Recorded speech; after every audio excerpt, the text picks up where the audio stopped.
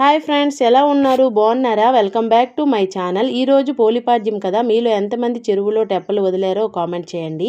ప్రతి సంవత్సరం కార్తీక మాసంలో అమావాస్య తరువాత రోజు వచ్చేదే పోలిపాడ్యమి. దీనిని స్వర్గపాడ్యమి అని కూడా అంటారు. ఈరోజు మేము ఉదయాన్నే లేవగానే మా దగ్గరలో ఉన్న చెరువులో టెప్పలు వదులుకోవడానికి వెళ్ళాము. ముందుగా దామోదరుని పూజించి ఆ తరువాత చెరువులో టెప్పలు వదులుతామన్నమాట. ఈరోజు ఎంత దీపారాధన చేస్తే అంత మంచిది. కార్తీక మాసంలో ఉసిరి చెట్టు కింద దీపారాధన చేస్తే చాలా మంచిది. కార్తీక మాసంలో ప్రతిరోజు కూడా దీపారాధన చేయవచ్చు.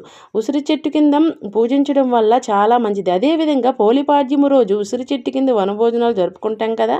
మీలో ఎంతమంది కార్తీక మాసంలో వనభోజనాలు జరుపుకుంటారో కామెంట్ చేయండి.